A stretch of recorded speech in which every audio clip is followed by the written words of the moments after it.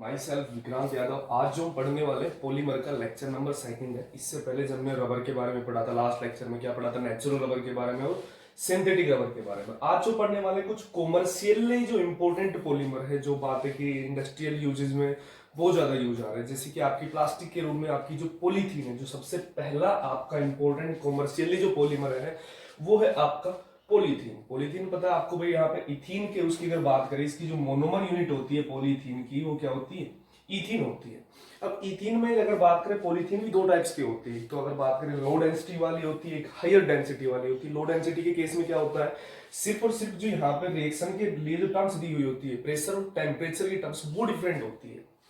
भाई इथीन के रेस्पेक्टिव में आपने पढ़ा था पॉलीथीन, अगर बात है कि इसमें कोई पिछली वाली यूनिट इस पर अटैक करेगी, ये वाला बॉन्ड किसी सामने वाली पे, आपको सिंपल पता है ये इथीन है। तो इथीन अगर बात है, सामने इथीन तो था ही, लेकिन अब बहुलक के रूप में या पॉलीमर के रूप में तो सामने क्या लग जाएगा, पॉलीथीन लग जाएगा।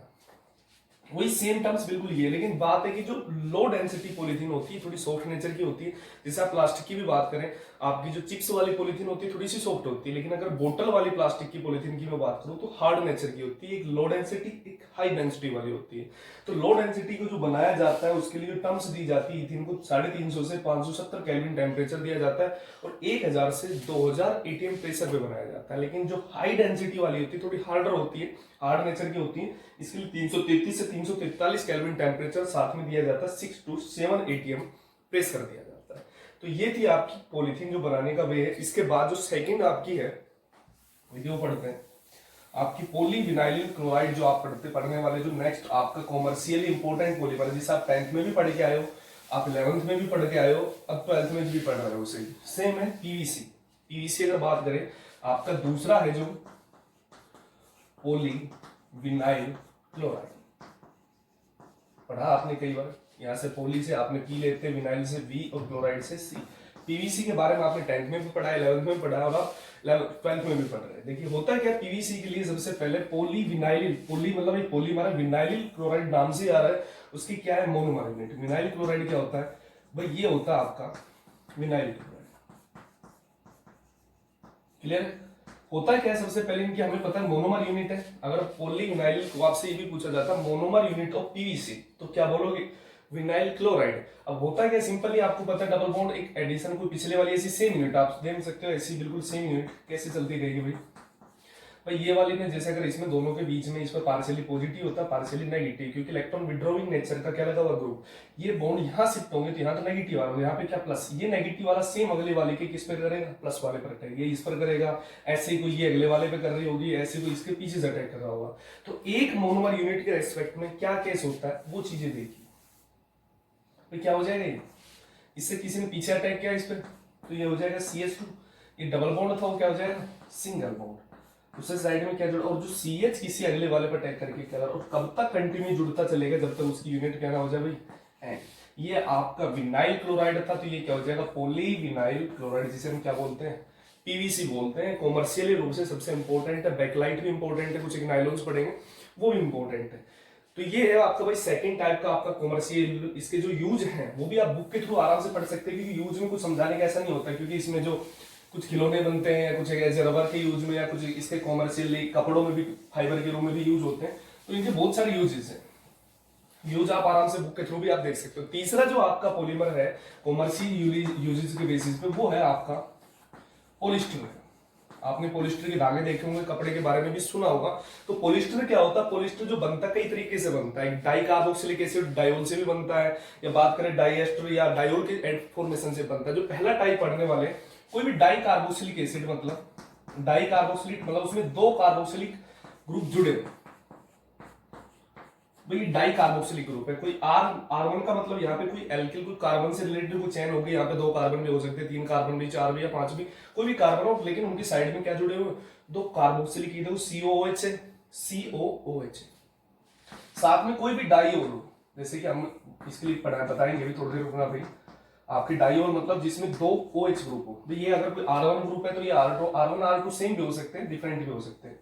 डाईओल, डाई मतलब दो चीज, ओल, ओल किसके लिए वर्ड यूज होता है, आपने जीओसी में पढ़ा है, एल्कोहल के लिए यूज होता है, 2 OH ग्रुप लगे। ये तो आपका भाई डाईओल हो गया। डाईओल मतलब 2 एल्कोहल ग्रुप हो, और ये आपका कोई डाई कार्बोक्सिलिक ग्रुप हो गया। कार्बोक्सिलिक एसिड है, कोई समूह है जिसमें डाई कार्बोक्सिलिक 2 कार्बोक्सिलिक ग्रुप जुड़े हुए, इनके बीच में जब एडिशन होता है, इसकी भी आप यूनिट ले रहे हो एन और इसकी भी यूनिट आप ले रहे हो एन। अब आपको सिंपल पता देखना,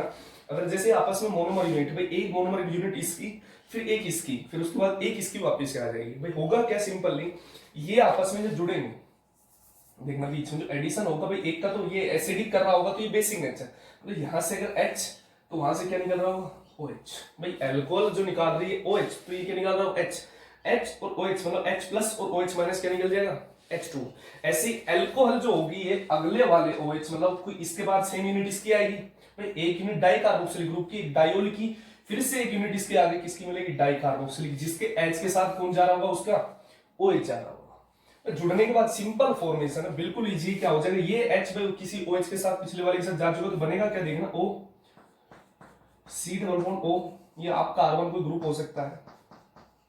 उसके बाद O के बाद यहां से H2O तो बाहर हो गया, माइनस H2 तो निकाल सकते हैं, साथ में डायरेक्ट अब ऑक्सीजन किससे जुड़ रहा होगा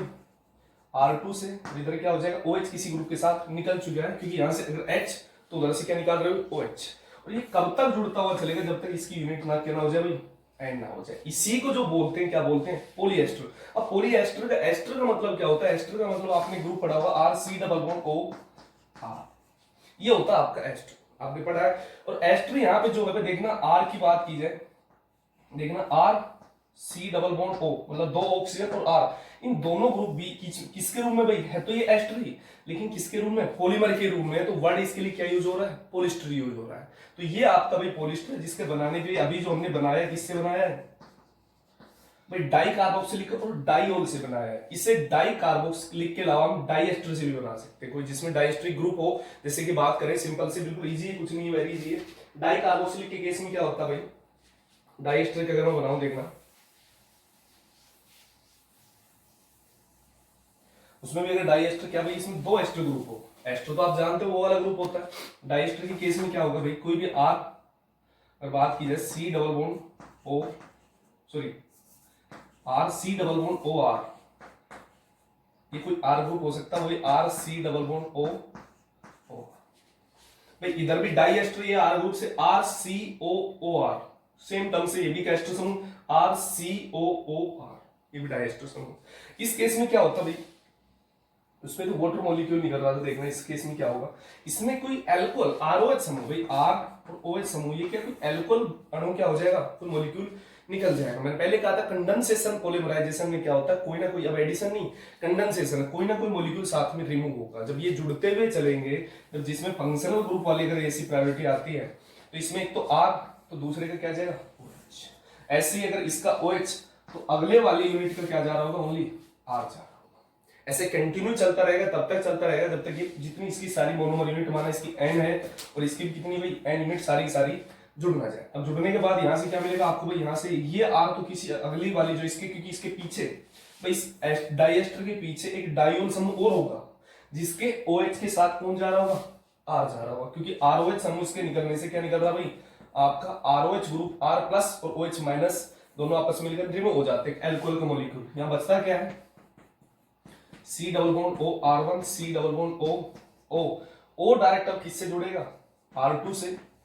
और OH किसी के साथ निकल चुका है, इन दोनों की कितनी यूनिट ली थी N और N, और ये कब तक जुड़ता चलेगा जब तक इसकी यूनिट ना कितनी ना हो जाए N ना हो जाए, और ये कंटिन्यू जुड़ता चलेगा, इसी को हम क्या बोलते हैं पॉलीएस्टर। फिर से देखिए वही चीज बन चुकी है, R1 और R2 सेम भी हो सकते हैं, डिफरेंट भी हो सकते हैं, हम यहाँ 1 और 2 बस यही इंडिकेशन कर रहे हैं कि इन चीजें अलग भी हो सकती है या सेम भी हो सकती है, इससे कोई लेना देना। अब देखो RC double bond O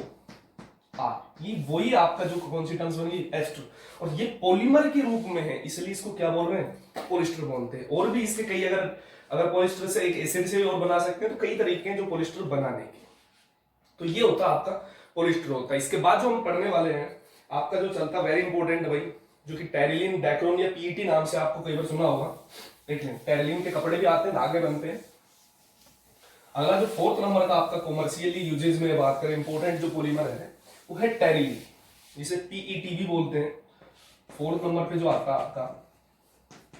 Terylene, या इसको बोलते हैं PET पॉलीइथाइलिन टर्फेथलेट भी बोलते हैं, या इसको डैक्रोन भी बोलते हैं, इसके 3 नाम।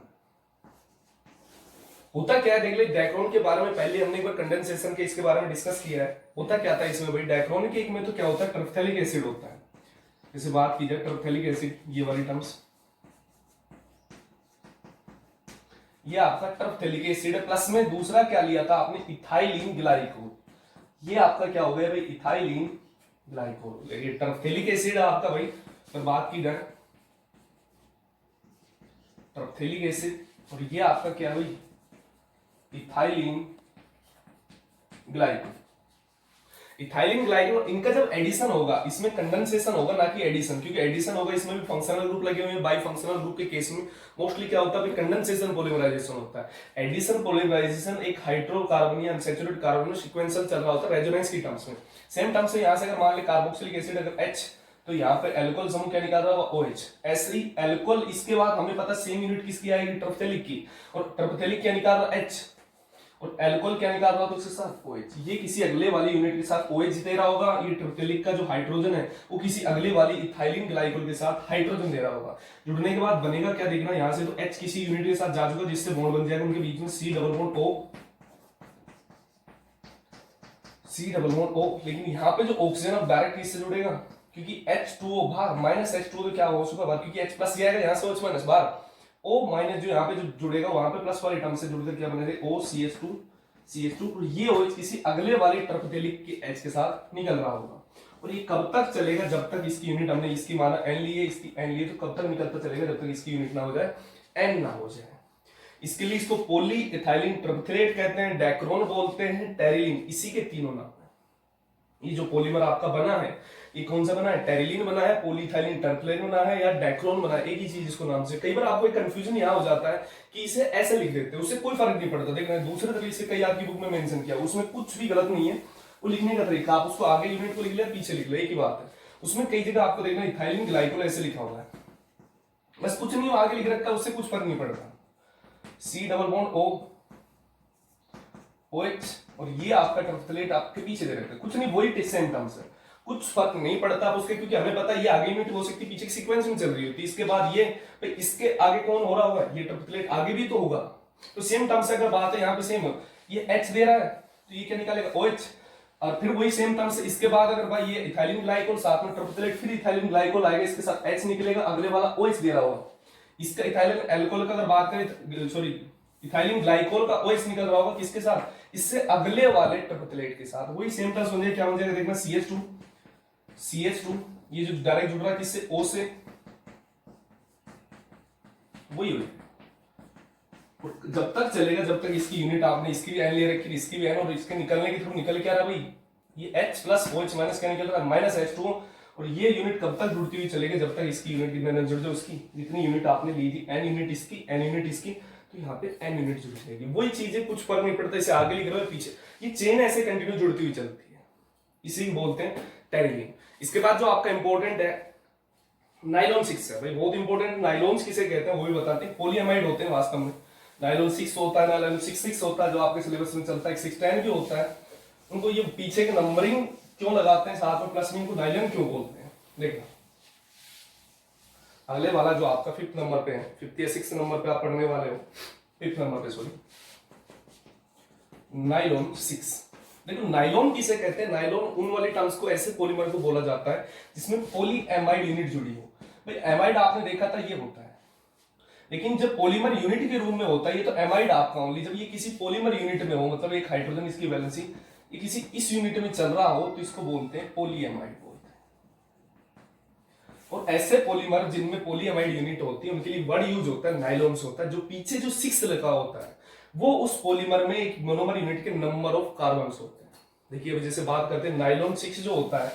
इंपॉर्टेंट है, इसके बारे में इंफॉर्मेशन कम होती है लेकिन फिर भी इंपॉर्टेंट, देखना कम नहीं, यहाँ पे सफिशिएंट है। ये जो बना होता है देखना,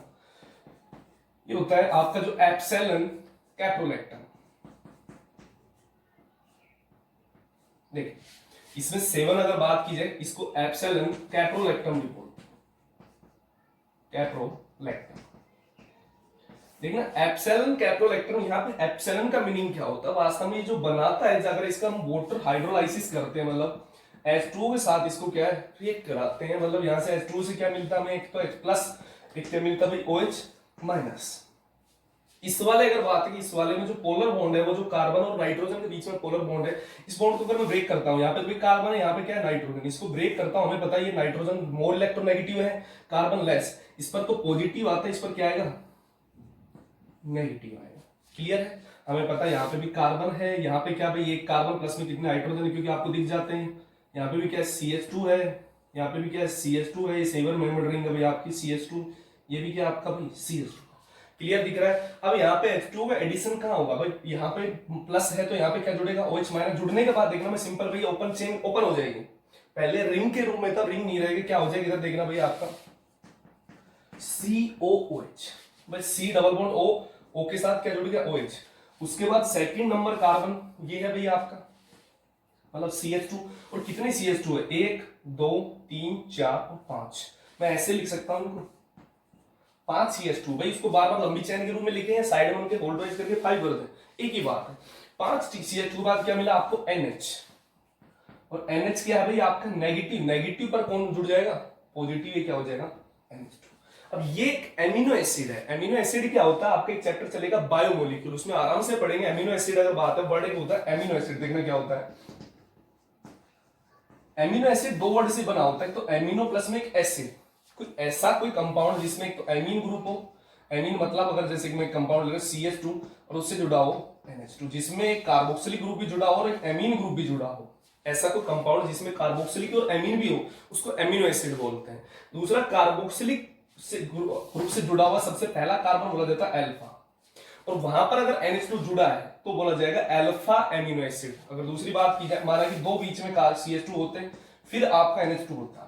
तो COH से जुड़ा हुआ पहला कार्बन अल्फा, दूसरा कौन सा बोला जाता बीटा, ये कौन सा हो जाता अल्फा बीटा, और NH2 फिर ये बोला जाता beta amino acid. Same terms इसके रेस्पेक्ट में पहला जो कार्बन होगा, इसमें 5 कार्बन है, देखो ऐसे मैं बात करूं, इसी को मैं लिख रहा हूं NH2 एक कार्बन, दो कार्बन, 3 4 5,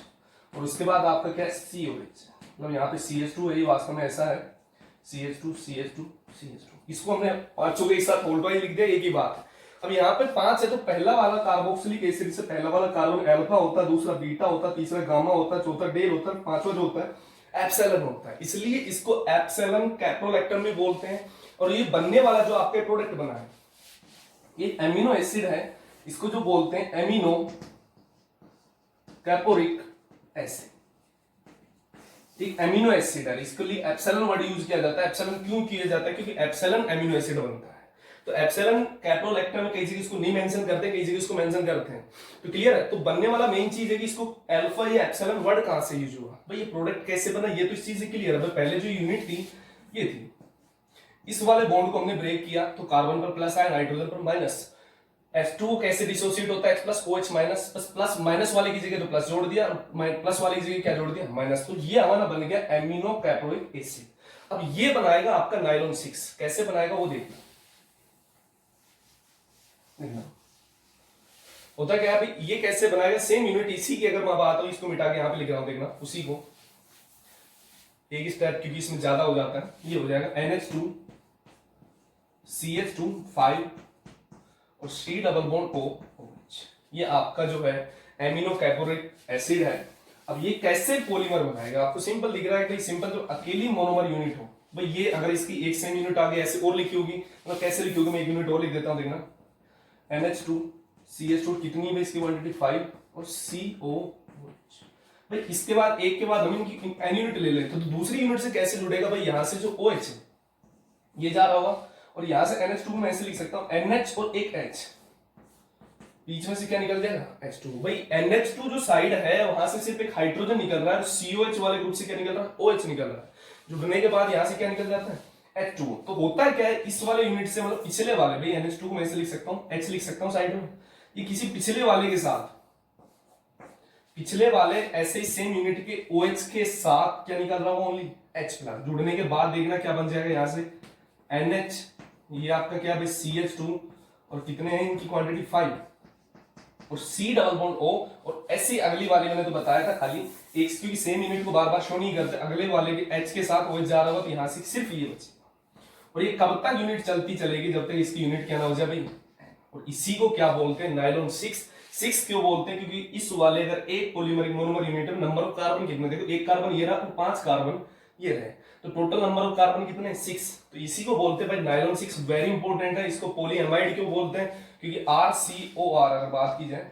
NH2 वाली ये टर्म्स होती है, इसमें NH के रूप में ये वाली टर्म्स हो रही थी, पॉलीएमाइड चेन्स की बात कर रहे हो, ये वाले NH और CO ग्रुप से जुड़ा होता है,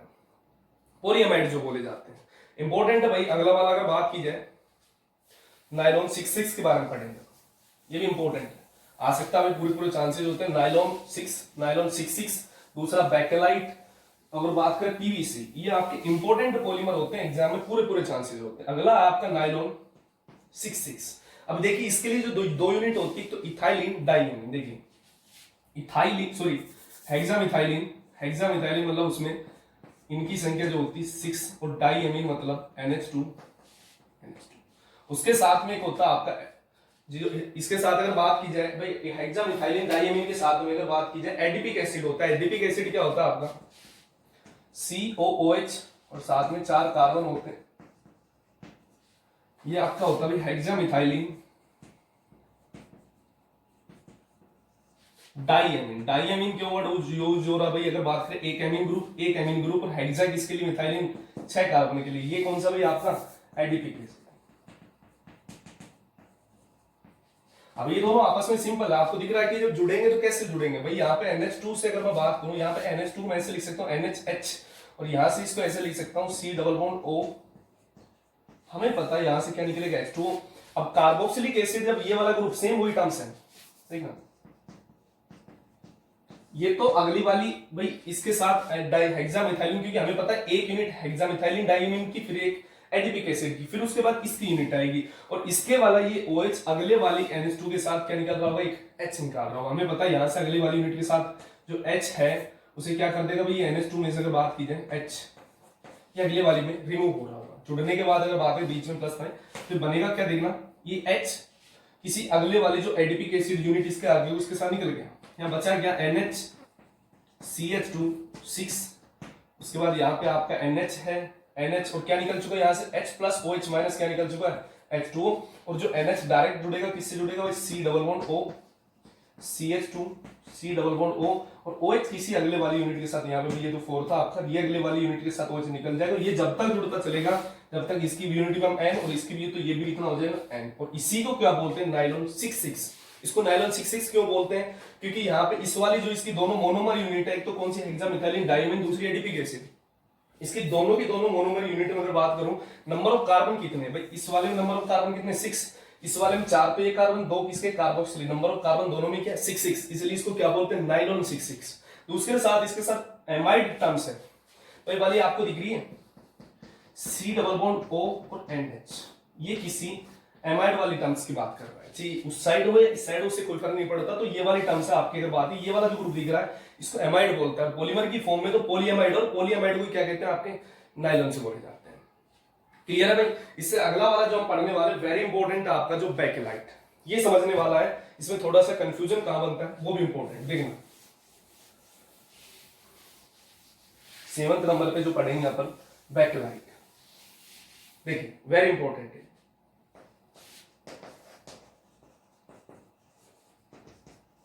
देखिए बैकेलाइट क्या है, बैकेलाइट के लिए हमें दो अगर बात करें, दो रिएक्टेंट की टर्म्स चाहिए होती है, एक तो चाहिए होती फिनोल, ये होता है आपका भाई फिनोल होता है सॉरी, और साथ में चाहिए होता है एक फॉर्मेल्डिहाइड HCHO। अब यहाँ पे होता है क्या है, जब इन दोनों की रिएक्शन होती है, रिएक्शन के थ्रू मिलता है क्या, हमें किसी भी एसिडिक या बेसिक मीडियम में इसको कराते हैं, तो यहाँ पे जो ये अगर बात है फॉर्मेल्डिहाइड जो काम करते हैं इलेक्ट्रोफाइल की तरह काम करता है, क्योंकि ये कार्बन पर क्या पार्शियली पॉजिटिव है, क्योंकि पता हाइड्रोजन के रेस्पेक्ट में हम नेगेटिव इफेक्ट नहीं देखते हैं, तो वास्तव में यहाँ पे कार्बन की तरफ से ऊपर की तरफ इलेक्ट्रॉन जा ही रहे हैं, कोई देने वाला ग्रुप कार्बन से लगा ही नहीं है, तो कार्बन पर यहाँ पे क्या है पॉजिटिव। अब ये पॉजिटिव अटैक किस पर करेगा, फिनोल पर, और करेगा कहां हमें पता है, हमने जीओसी में हमने पढ़ा था, अगर किसी बेंजीन रिंग पर OH ग्रुप जुड़ा हो तो इलेक्ट्रॉन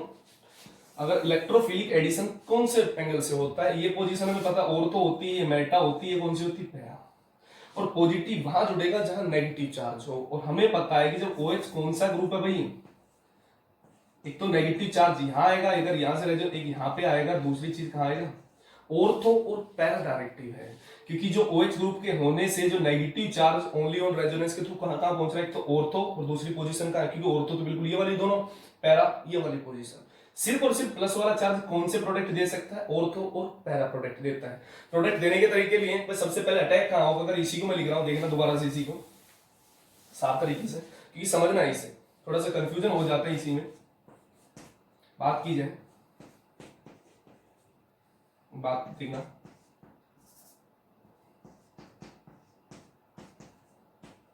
अब भाई ये पार्शियली पॉजिटिव अटैक कहां पे करेगा, हमें पता नेगेटिव चार्ज, भाई इस बॉन्ड को मैं ब्रेक करता हूं तो इस पर हमें पता नेगेटिव आएगा, इस पर आएगा पॉजिटिव। अगर पार्शियली अगर देखा जाए तो भाई एक अगर बात है, ये भी अगर एल्कीन भी इलेक्ट्रोफाइल और न्यूक्लियोफाइल दोनों की तरह काम करती, और नेगेटिव ये हमारे पास क्या है, इलेक्ट्रोफाइल है, तो हमें पता है इसके इस पर अटैक होगा। अटैक होने के बाद ये इसका अटैक यहाँ पे अगर पार्शियली पॉजिटिव है तो ये कहां शिफ्ट हो जाएगा, ऊपर की तरफ। बनेगा क्या, देखना भाई इससे जो बनने वाला है आपकी, ये दो बॉन्ड वैसे के वैसे ही है, और यहां क्या हो गया आपका CH2, कार्बन के साथ दो हाइड्रोजन CH2, और उसके साथ क्या चला गया O नेगेटिव। क्लियर है भाई, इस ग्रुप के जुड़ने से यहाँ पे क्या बना रहेगा भाई, आपका पॉजिटिव एज इट इज बना रहेगा, तो पॉजिटिव था यहाँ पे, उसके साथ कोई फर्क पड़ा नहीं। अब इस बॉन्ड के मतलब इस ग्रुप के जुड़ने से इसकी एरोमेटिसिटी डिक्रीज हो गई, क्योंकि कोई भी मॉलिक्यूल अपने आप को एरोमेटिक रखना पसंद करता है, और इसकी एरोमेटिसिटी क्या हुई, डिक्रीज हो गई। अब करेगा क्या, एरोमेटिसिटी को बनाने के लिए फर्दर अगर बात की जाए, इसमें क्या करेगा, यहाँ पे जो लगा हुआ हमें पता है यहाँ पे क्या होता है भाई, यहाँ पे भी हाइड्रोजन है, यहाँ पे भी सभी जगह यहाँ पे कार्बन की पोजीशन पर एक हाइड्रोजन, ये हाइड्रोजन क्या करेगा, यहाँ शिफ्ट होगा, यहाँ शिफ्ट होगा तो भाई यहाँ पे जो शिफ्ट होने के बाद प्लस चार्ज हट जाएगा, यहाँ पे क्या आ जाएगा, एक डबल बॉन्ड, और ये H प्लस निकलेगा कहां पहुंच जाएगा, OH माइनस के पास। तो फाइनली आपका प्रोडक्ट बनेगा, ये तो हो गया, ये जो बनेगा CH2, एक ऑर्थो प्रोडक्ट, और सेम एज इट इज, ये कौन सा, क्योंकि हमें पता दो ही प्रोडक्ट बनाता है, एक तो ऑर्थो और एक क्या बनाता है, पैरा। सेम पोजीशन अच्छी, यहाँ पे अगर पैरा पोजीशन से बनाए या कहां से बना सकता है, ऑर्थो पोजीशन से। तो ये दो प्रोडक्ट किससे बनते हैं, जब अगर बात आपने फिर हो लिया, मैं दोबारा से इसको स्टार्ट करता हूं, देखना इस चीज के आप डायरेक्ट है, इसको डायरेक्ट भी पढ़ सकते हो आप, इसको देखना, या इसकी मैकेनिज्म के थ्रू भी जा सकते हो। जब भी आप फिनोल लेते हो, साथ में अगर फॉर्मेल्डिहाइड लेते हो HCHO, तो आपका जो बनता है क्या बनेगा भाई, एक तो OH के साथ जो CH2OH जुड़ेगा किस पे, ऑर्थो पोजीशन पे, साथ में अगर एक CH2OH जुड़ेगा कहां पे, CH2OH, जिसकी मैकेनिज्म अभी हमने थोड़ी देर पहले पढ़ी है। इसके थ्रू ये दो प्रोडक्ट बनते हैं, ये दो प्रोडक्ट बने हैं, इन दोनों की जो एन वैल्यू अगर कोई भी बनती है, इनकी एन वैल्यू लेने से हम बैकलाइट बनाते हैं। देखना बैकलाइट बनने का फेज क्या है, आपकी बुक में बैकलाइट के दो तरीके दे रखे हैं, दोनों ही सही है, गलत कोई नहीं है। देखना ये दोनों जो करते हैं एज ए बैकलाइट की मोनोमर यूनिट का काम करते हैं, मोनोमर यूनिट तो ये लेते हैं, लेकिन उन्हें एक स्टेप फर्दर इंक्लूड हो जाता है। अब देखना, एक तो आपको जो इसके लिए मिला है OH CH2OH, प्लस में अगर दूसरी बात करें क्या मिला भाई, OH, तो नीचे क्या लगा हुआ भाई CH2। अभी होगा क्या इससे बात, इसके केस में OH अगर बात है अकेली अगर यूनिट, कई बार क्या होता है कि अकेली यूनिट से अगर मोनोमर यूनिट भी बनती है इसकी, देखना अकेली यूनिट से कैसे, अगर अकेली यूनिट अगर बात है ऑर्थो प्रोडक्ट अगर पॉलीमराइजेशन में भाग लेता है तो जुड़ती कैसे, देखना इसमें कोई अकेली यूनिट एक नया मोनोमर यूनिट बनाती है, जिसे नोवलक भी बोलते हैं, वो बनता कैसे, CH2OH, सेकंड यूनिट अगर बात की जाए OH CH2OH, sorry OH CH2, ये ओनली ऑर्थो प्रोडक्ट अगर पॉलीमराइजेशन में भाग लेता है तो क्या बनता, देखना यहाँ पे अगर इसके इस साइड अगर बात करें, ऑर्थो पे हाइड्रोजन है, सेम अगली हाइड्रोजन है, ऐसे कंटिन्यू हाइड्रोजन होगा। यहां से अगर मैं OH को माइनस को निकालता हूं, यहाँ तो प्लस, यहां से H प्लस को निकालता हूं तो माइनस, H2 बाहर हो गया, और प्लस माइनस के बीच में क्या बन जाती है भाई, बॉन्डिंग। ऐसे ही ये H2 बाहर होगा, H प्लस OH माइनस, और दोनों बीच में बॉन्डिंग। ऐसे ही ये H माइनस और अगले वाली से बॉन्डिंग, ऐसे ये वाला H पिछले वाली से बॉन्डिंग बना रहा है। कब तक चलेगा, जब तक इसकी यूनिट ना हो जाए, एन ना हो जाए। अकेली अगर ऑर्थो वाला प्रोडक्ट अगर मोनो पॉलीमराइजेशन में भाग ले रहा तो एक नया पॉलीमर बनता है, जिसे क्या बोलते हैं भाई, नोवोलैक बोलते हैं। क्लियर है, इसको लीनियर पॉलीमर भी बोलते हैं। नोवोलैक जो होता है, अगर दोनों यूनिट इसकी भाग लेती, जो फॉर्मेल्डिहाइड से और फिनोल से बनने वाले जो ऑर्थो और पैरा प्रोडक्ट बने हैं, अगर दोनों के दोनों प्रोडक्ट भाग लेते हैं तो उससे एक नया पॉलीमर दूसरा बनता है, जिसे बोलते हैं, क्या बोलते हैं, बैकेलाइट। दूसरे वाला कौन सा, पैरा। देखो ये आपका कौन सा हो गया भाई, पैरा। पैरा जुड़ेगा, जुड़ने के इसके आप दो केस पढ़ते हो, दोनों ही केस में, क्योंकि आपकी बुक में कुछ पहले वाला केस दे रखा होता है, किसमें दूसरे वाला, दोनों ही सही अपनी जगह। एक केस में अगर बात की जाए भाई, एक यूनिट ऐसे एक चेन ऐसे चलती हुई चलती CH2OH OH CH2OH ऐसे कंटिन्यू चल रही होती है एक तो, और तो ऐसे। और पैरा वाला कैसे चलता है, अब देखना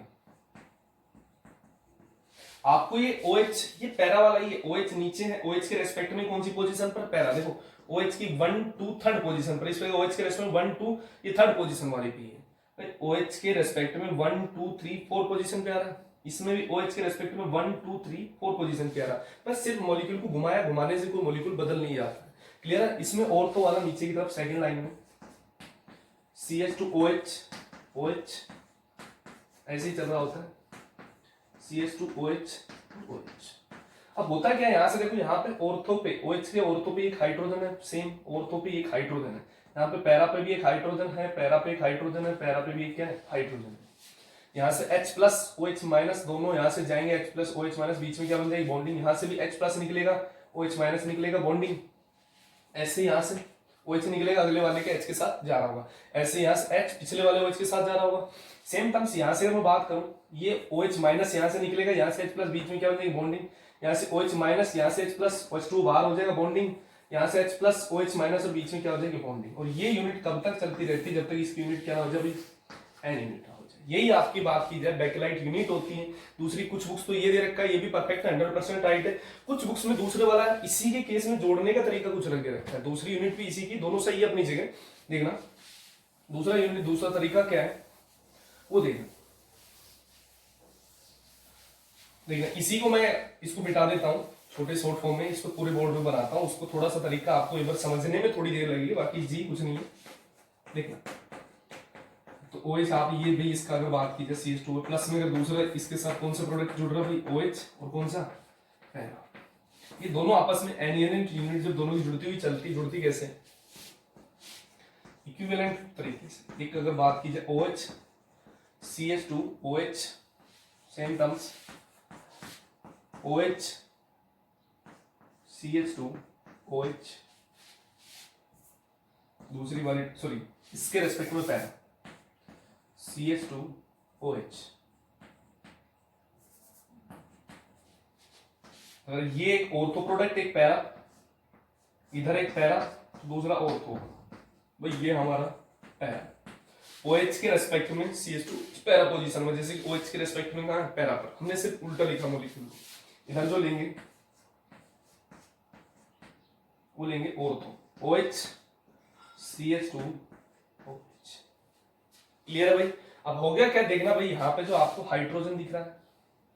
यहाँ पे हाइड्रोजन दिख रहा है, यहाँ पे आपको हाइड्रोजन दिख रहा है, और यहाँ पे आपको हाइड्रोजन दिख रहा है। यहाँ से H प्लस, देखो इसके रेस्पेक्ट में ऑर्थो है, इसके रेस्पेक्ट में अगर ये पैरा, हाइड्रोजन भी निकलेगा ऑर्थो और पैरा से, और बाकी मेटा पोजीशन से कोई एडिशन नहीं करनी। यहाँ से H प्लस OH माइनस, बीच में बॉन्डिंग। यहाँ से H प्लस, इसका OH माइनस, बॉन्डिंग, इसका OH माइनस, इसका H प्लस, बॉन्डिंग, इसका OH माइनस, इसका H प्लस, बॉन्डिंग। ऐसे कंटिन्यू इधर ये इधर चलती रहेगी, इसमें इधर जुड़ते है CH2 अगले वाले से, इधर से जैसे ये जुड़ने का तरीका तो इधर चल रहा होगा, ये तो ये कब तक जुड़ता हुआ चलेगा, जब तक इसकी यूनिट कितनी ना हो जाए, N यूनिट इसकी ना हो जाए। तो दूसरा तरीका आपका ये भी आपकी बेकेलाइट की यूनिट है, दोनों अपनी जगह सही है। किसी एक तरीके को आप वैलिड लिख सकते हो, कोई भी एक तरीका, दोनों परफेक्ट है। इसके बाद आपका 9th पॉलीमर जो आता है वो है भाई आपका टेफ्लॉन।